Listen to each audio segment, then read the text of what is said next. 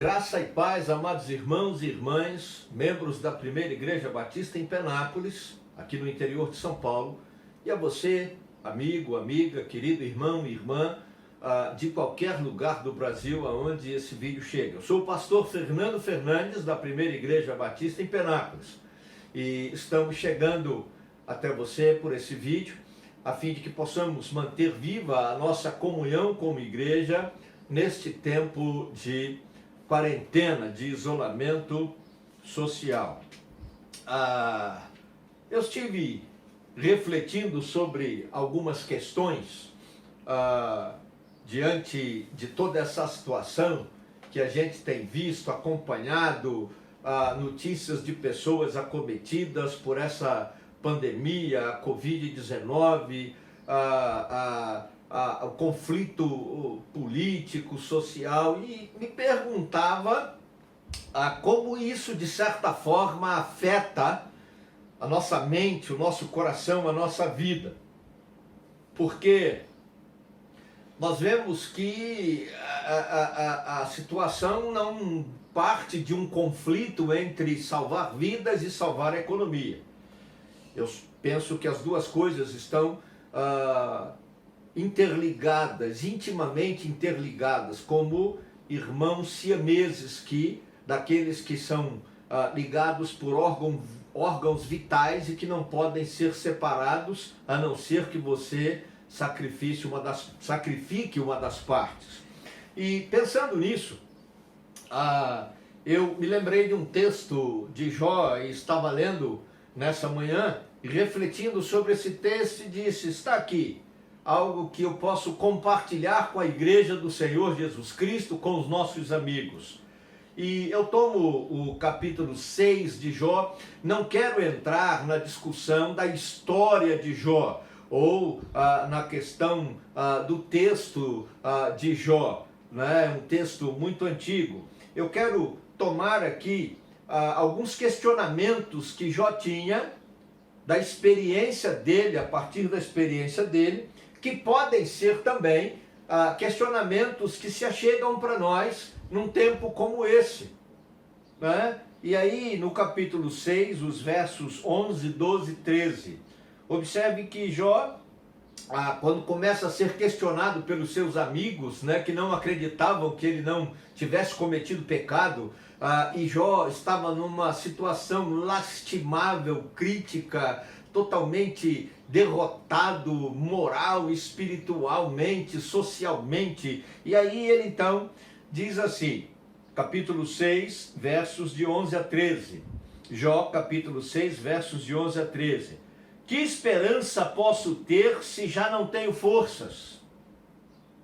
Como posso ter paciência se não tenho futuro? Acaso tenho a força da pedra? Acaso a minha carne é de bronze? Haverá poder que me ajude agora que os meus recursos se foram? Bom, se você quer entender melhor, você precisaria ler, e deve ler, eu aconselho, os versos 8 a 10. Porque aqui está o contexto que explica as perguntas de Jó. Jó estava desesperançado, Jó estava frustrado. Como diria num livro que eu li do Philip Yancey, Jó estava decepcionado por Deus, é o título do livro, vale a pena a leitura. Decepcionado com a vida, decepcionado com os amigos, com a sociedade, decepcionado com Deus. E aí ele vai colocar algumas coisas nas perguntas que ele faz. Ele diz: eu não tenho mais força para nada, eu estou me sentindo fracassado, acabado. E eu vou alimentar esperança no meu coração para quê? Se a percepção que eu tenho é de derrota. Ele diz: para que eu vou ter paciência e querer esperar alguma coisa melhor no futuro? Eu perdi as esperanças, todas elas. De que adianta isso? Jó reconhece a sua fragilidade.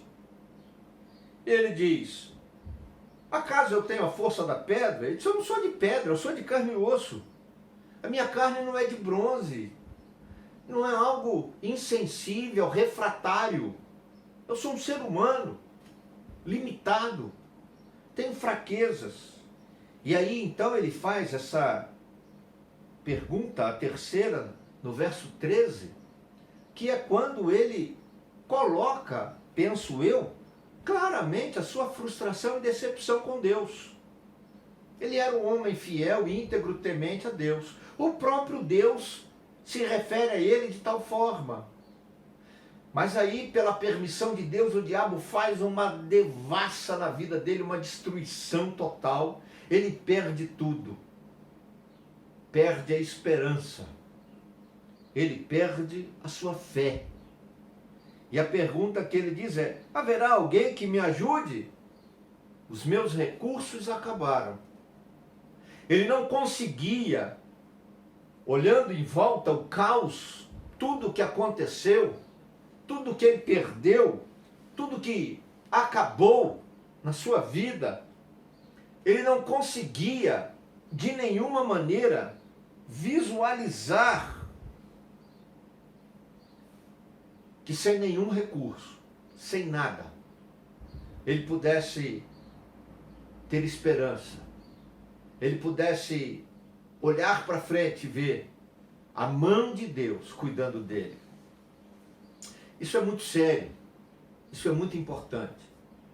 Alguns irmãos, irmãs, algumas igrejas e denominações, dessas que gostam de espiritualizar tudo ou que gostam de dar ordens para Deus, determinando, declarando, não aceitam que um ser humano, um cristão, um salvo em Cristo Jesus, possa ter esses sentimentos. Mas eu quero dizer para você, meu querido irmão, minha irmã, em nome de Jesus, isso não é verdade. Jó disse algo que é fato, uma realidade objetiva. Somos seres humanos, não somos de pedra, não somos de bronze, somos de carne e osso, temos emoção, temos espiritualidade, podemos sim estar abatidos, podemos fraquejar, podemos sentir que as coisas estão escapando por entre os dedos e que não temos mais o controle da situação. Podemos sim ficar tão focados nos problemas, tão focados nas dificuldades, nas crises, nas enfermidades, e agora, nesse tempo, podemos ficar tão preocupados e focados com a possibilidade da falta de recursos para sustentar a família, para suprir as necessidades, para comprar um remédio, um alimento. E quando os nossos olhos estão tão presos nessas coisas, nos sentimos tão distantes de Deus, porque nós não conseguimos visualizá-lo pela fé, e podemos sim esfriar, arrefecer, perder a fé. Jó foi honesto. E da mesma forma, penso que devemos ser honestos diante de Deus e confessar as nossas fraquezas e limitações. E aí nós vamos ter a gloriosa resposta de Deus, a visão de Deus. E eu creio, querido, que as respostas a essas perguntas que Jó faz, elas estão no capítulo 42. Depois que ele ouve Deus falando com ele, porque se você prestar atenção no texto, num determinado momento, Deus convoca Jó para um diálogo. Basta você ler a partir do verso 40, do capítulo 40, a partir do capítulo 40. E depois, então, desse diálogo, eu creio que Jó consegue compreender algumas coisas, e aí ele responde aquelas perguntas que ele tinha feito no capítulo 6, os versos de 6 a 13. E aí no capítulo 42, logo no verso 1, ele diz: bem sei que tudo podes, sei que podes fazer todas as coisas, nenhum dos teus planos pode ser frustrado. Jó começa a perceber que a visão estava distorcida. Eu não preciso ser de pedra, eu não preciso ser de bronze, eu não preciso ter recursos, eu preciso saber quem é o meu Deus. E eu preciso saber que os planos desse Deus jamais se frustrarão. E se você pensa em planos de paz e esperança, como diz Jeremias, eu prefiro pensar nos planos de salvação profetizados por Isaías e confirmados pelo apóstolo Paulo. Pois este é o maior plano, o mais maravilhoso de todos. A nossa salvação, o perdão dos nossos pecados em Cristo Jesus. E é por isso, por reconhecer que os planos de Deus não podem ser frustrados, que Jó diz, tu és o Deus das coisas maravilhosas. Veja aí o verso 3. Ele disse, eu estava com a minha mente obscurecida. Eu estava falando de coisas que eu não sabia. Mas agora eu estou conseguindo enxergar que tu és o Deus das coisas maravilhosas, coisas que realmente eu não tinha como saber, justamente pelo fato de sermos humanos, carne e osso, termos emoções, sermos sensíveis e por isso sermos sim passíveis de abatimento, de crise, espírito existencial que afeta a nossa existência, a nossa compreensão da vida, dos fatos ao redor e a nossa espiritualidade. E aí Jó então vai falar para mim a última resposta que Jó encontra para si mesmo diante da grandeza, do poder, dos planos maravilhosos, dos feitos maravilhosos de Deus. Ele diz, eu estou constrangido. Verso 6 do capítulo 42. E me arrependo no pó da cinza. Se tem algo que faz grande diferença diante de Deus, é o nosso arrependimento. O arrependimento dos pecados traz de Deus para nós a graça e o perdão. O arrependimento de pecados, associado à fé em Jesus Cristo, traz para nós a graça de Deus, o amor de Deus, a salvação. Lembra dos planos, o mais maravilhoso de Deus? A nossa salvação, arrependimento e fé em Jesus. Traz salvação. Ah, querido, não é pecado fraquejar. Não é pecado admitir a humanidade. Porém, não podemos pecar ficando ali prostrados, como que amarrados, presos na frustração, na desesperança. Não podemos permitir que venhamos a pecar como que presos na decepção com Deus muitas vezes. Precisamos trazer à mente, o coração, aquilo que aprendemos na palavra de Deus. Porque Ele mesmo diz, quando eu opero, ninguém pode impedir. Operando Deus, quem impedirá? Jó reconhece isso e diz, nenhum dos teus planos, Deus, pode ser frustrado, porque tu és o Deus Todo-Poderoso. Um Deus que pode todas as coisas. Um Deus de maravilhas. Quantas bênçãos nós já recebemos de Deus. Quantas bênçãos já foram derramadas na sua casa. Quantos milagres Deus tem operado na sua vida, na vida dos nossos irmãos e irmãs. Quantos milagres a igreja do Senhor já tem testemunhado. Então cabe a nós um arrependimento sincero, dizendo para Deus, olha Senhor, eu fraquejei. Por algum tempo a minha fraqueza humana sobressaiu. Os meus olhos ficaram tão focados nos problemas, na frustração, na desesperança, na decepção, até com o Senhor mesmo. Mas eu me arrependo, porque eu sei que tu és Deus, o Deus Todo-Poderoso, o Deus que tem um plano de paz, de esperança, e mais do que isso, tem um plano de salvação para a minha vida. E eu te peço perdão, em nome de Jesus.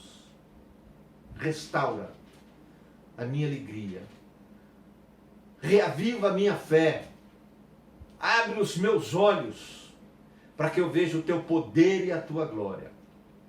Quando fazemos assim, Deus opera poderosa e maravilhosamente na nossa vida e nos coloca outra vez de pé, cheios de fé e esperança, curados, libertos da decepção, de toda a decepção, mas cheios de esperança e fé no agir de Deus, na obra de Deus, no poder de Deus, nessa salvação maravilhosa de Deus que Jesus veio trazer para nós.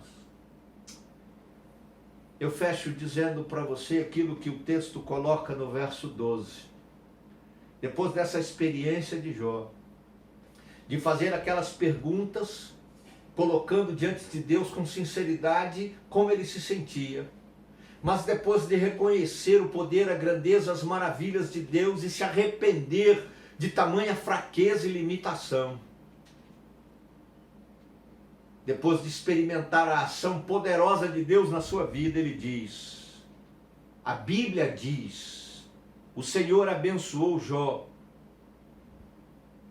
no final da vida, mais do que no início, verso 12 do capítulo 42.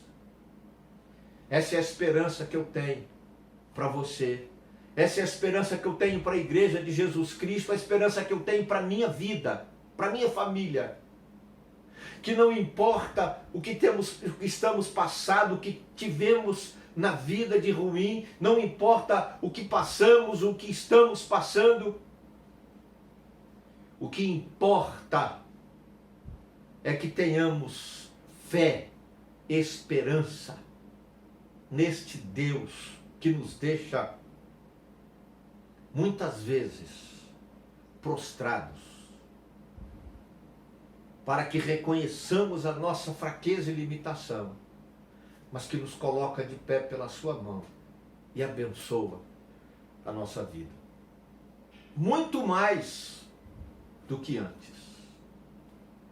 A promessa de Deus está na palavra e eu creio. E porque creio dessa forma, em nome de Jesus, eu abençoo a sua vida e profetizo assim para a tua casa, para a tua vida e para a tua família. E oro em nome de Jesus, abençoando você, a sua casa, a sua família, todos os seus.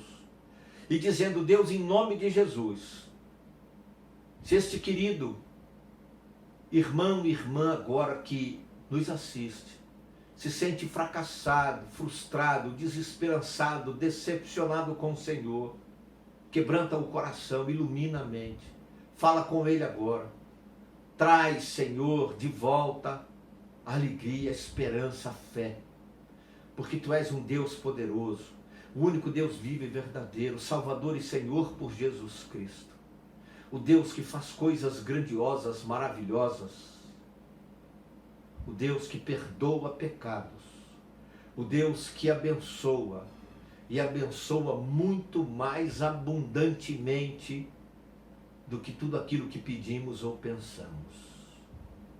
Ó Deus, em nome de Jesus, conforta esses queridos pelo Teu Espírito e derrama a Tua bênção sobre cada um de nós, Igreja do Senhor. É no nome de Jesus que eu oro abençoando a vida desses queridos. Amém.